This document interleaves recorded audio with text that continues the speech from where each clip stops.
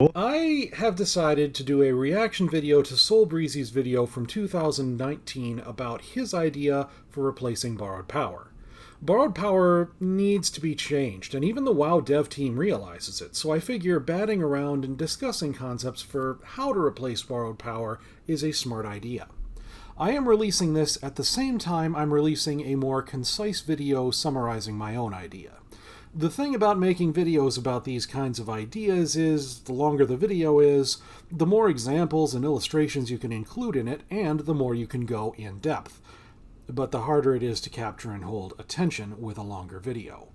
The shorter the video is, the easier it is to capture and hold attention, but the less it's going to include the depth and the examples and the illustrations. It's a balancing act. I think I erred on the side of length with my last two videos. I sure hope erring on the side of brevity with the one before this one will help with it.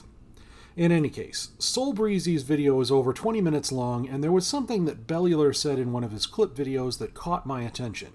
He would like to do a reaction video, but if it was 15 minutes of video and 18 minutes of reaction, then he thinks he'd barely be within fair use. Now, to me, I would say that if the video was made to be reacted to, like my borrowed power replacement idea, then I, for one, would be fine with 18 minutes of reaction to 15 minutes of video.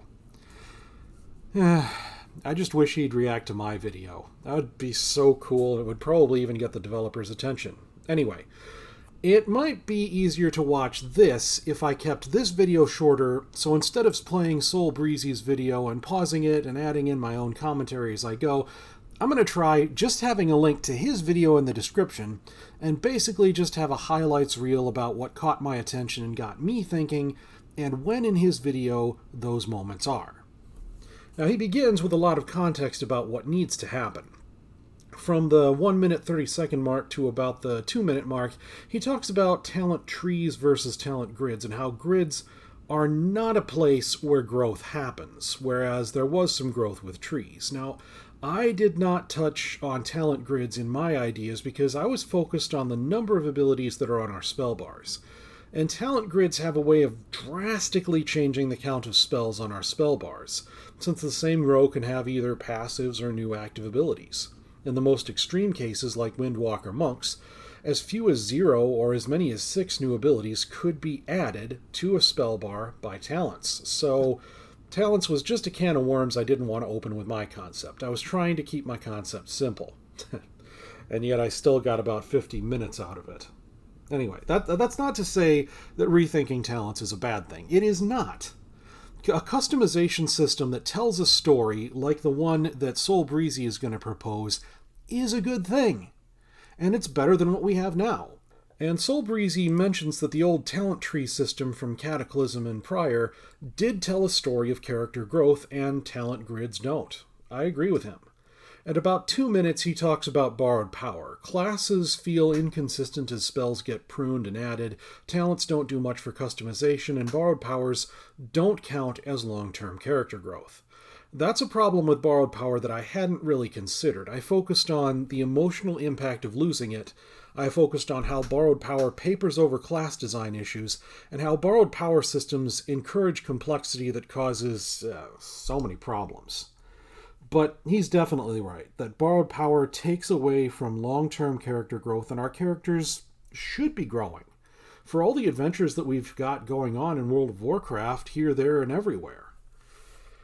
And around the 30-minute mark, he's doing a kind of a pre-introduction to his concept. His idea is one of many that might work, and it's got, similarities and differences to my own. At about the 3.5-minute mark, he talks about how he's going about his idea and how he's looking at all of World of Warcraft's history, all the possibilities of abilities and passives and everything. And he talks about how he's setting his priorities. His top priority is to make the progression system withstand the test of time. And my first knee-jerk reaction in response to that was I thought his top priority should be the fun factor. Both his top priority and the developers of World of Warcraft should both keep the fun factor front and center, ahead of making it withstand the test of time. And I was going to start by making the argument that if a system is fun and disappears, that is bad, but at least it was fun while it lasted. By contrast, if a system is never fun, then that's an even worse problem. But then it clicked in my head that a system with 80% fun and 100% lasting power is better than a system with 100% fun and 20% lasting power, so actually he's right with his priorities. His second priority was growth without pruning and without spellbar bloat. His third priority was making the growth make sense both from a game perspective and a lore perspective, to make the growth tell a story. That is the kind of thing that can make a player or a developer excited about their ideas, and I have to admit, for all of my ideas' benefits, it does not tell a story. The currency grind that my idea has and that his idea doesn't also doesn't tell a story. The random but fun assortment of upgrade abilities, what he calls mods, those don't tell a story. A story is a powerful thing, and it makes the game better whenever there's a good story to tell, especially when the gameplay and the story mesh well. The Nightborn story arc in Suramar from Legion is an excellent example of that. You help build their base and recruit just about every Resistance member, and the story and quests grow organically from your actions in helping to build the Resistance up. Story and gameplay meshed wonderfully, and if there was a way to do that with class development, well, so much the better. I'll have to say that the narrative embedded in SoulBreezy's idea is definitely something that gives his idea an advantage over mine. Starting from about 5 minutes into his video, he explains the idea in the form of a narrative of someone who's leveling from level 1 to level 60. Obviously, he did this video long before the level squish, but using a narrative is a good way to explain the concept. At about 8 minutes and 45 seconds or so, he mentions that by level 60, each of the signature abilities of the spec, which is what I would call their baseline abilities, will have at least one mod to it. That's what I called upgrades in my video. And to me, that seems like it's a bit much. Having 8 different buttons, any or all of which could be different things, it just creates too much complexity. There are too many ways that abilities could interact in overpowered or broken ways with that much variety. One advantage that my idea has over his is how I limit the number of abilities that can be upgraded at once, what he would call modding.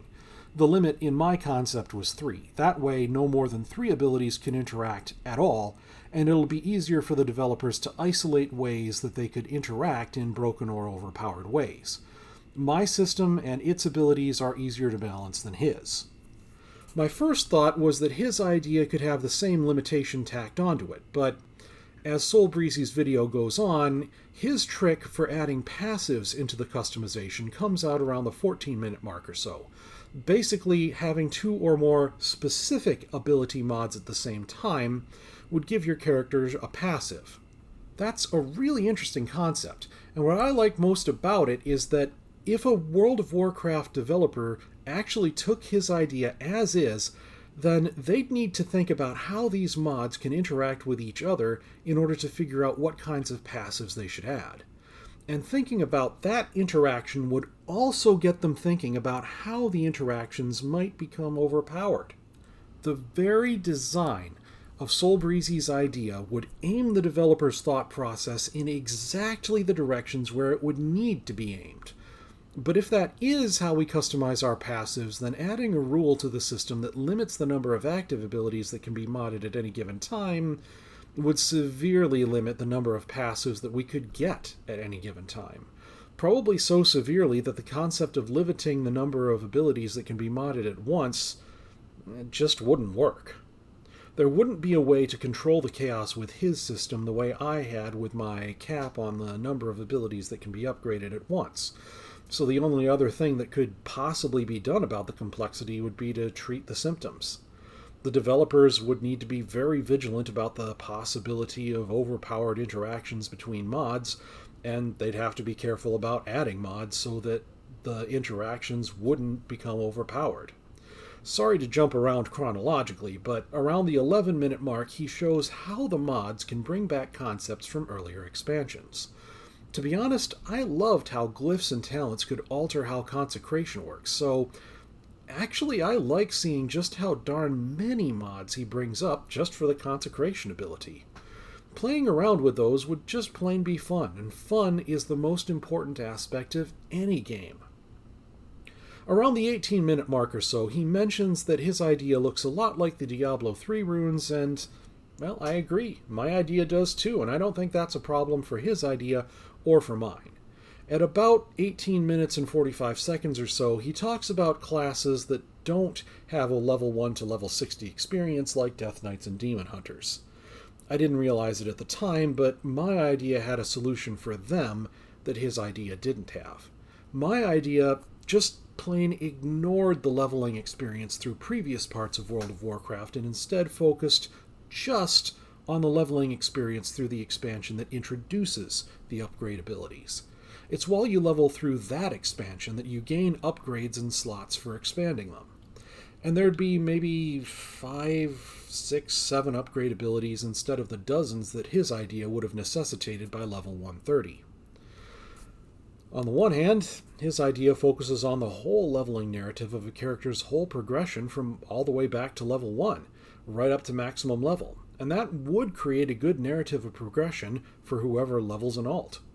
On the other hand, my idea eschews narrative and focuses on getting cool things during the newest expansion's content. His idea and mine have pros and cons, and honestly, I'm not really sure which one is better. I will say that mine is probably informed by how I play the game. I'm just not interested in building alts, and I never have been. So I rarely think about how the lower experience levels would play out. Just before the 19-minute mark in Soul's video, he talks about how his concept would be breaking classes and completely rebuilding them, and how he'd like to say that class design requires just a few tweaks to make it good. Now, I can only speak for Holy Paladins, but in my opinion, a few tweaks is all we would need to get our basic spec design to be good. A few more abilities unpruned like Holy Radiance, Denounce, maybe Rebuke or Inquisition, and we'd be fun to play and very functional. Probably a lot of other classes are in a scenario like that too. That's not to say that borrowed power wouldn't be problematic if Blizzard just did the right unpruning and stopped there. Borrowed power still would be a problem, and replacing borrowed power is a really smart idea. But I disagree that breaking WoW altogether is necessary. My idea doesn't break WoW like his does, and mine would probably be much easier for the developers to actually implement since it's building on top of the foundation of the existing classes after going through another round of careful unpruning, of course, rather than tearing that foundation up and rebuilding it again. At the 20 minutes and 15 seconds mark or so, he says that the greatest challenge of all is that I, the viewer, may not like his idea. To be honest, the fact that he didn't talk about more unpruning is about the only thing I don't really like about his idea.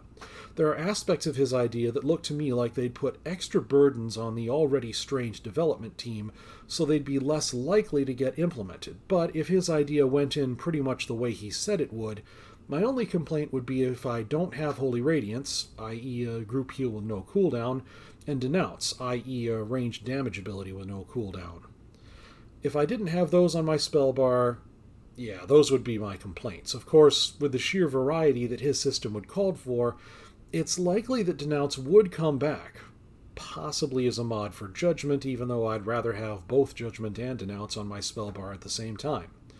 It's also likely that Holy Radiance would come back as a mod for Light of Dawn, even though I'd rather have both Light of Dawn and Holy Radiance on my spell bar at the same time, with Holy Radiance building Holy Power and Light of Dawn spending it. Again, everything that I've said, that's specific to my spec. Probably there are different problems and different solutions for each spec. But if another round of unpruning is implied by tearing down and rebuilding each class, then I'm all for his idea. Whatever fills in the gaps for my spec without having the drawbacks of borrowed power. Around the 21-minute mark or so, he also mentions that the WoW dev team would need to double down on the whole concept of mods and synergies and make it work over the long haul. That's the same issue that my concept would need, and to be honest, I think my idea has a little more staying power due to the limit of 3 abilities being upgraded at once. That controls the chaos in a way that SoulBreezy's idea doesn't. and it makes it a bit easier to balance my idea than it would be to balance his. That said, his idea and mine both prevent spellbar bloat in fun ways that still allow for indefinite class growth, so I think the dev team could double down on either one effectively. Shortly after that, he voices something that I've voiced many times before. He hopes Blizzard catches wind of his idea. And I do too. I think it would be more fun than what we have now, and that, in general, Blizzard should take the concept of upgrades or mods to existing abilities and run with them, so that classes can keep getting new abilities without running into spellbar bloat. There's got to be a million different ways they could take that general concept, whether they heard it from me or from SoulBreezy. It would be way better than borrowed power, and they know that borrowed power needs to be rethought and replaced. That being said, without another round of unpruning, or at least examining how classes and specs are designed at the baseline before borrowed power or mods or upgrades enter the picture, I don't think things are going to go that well. I guess that kind of rethinking is implied in breaking WoW and rebuilding it, though, but I would have preferred it if he was more explicit about that in his video. But anyway, that is my reaction to his concept. Please like and share this and SoulBreezy's video to increase the odds of these ideas reaching Blizzard's ears. Either concept has the potential to improve the game.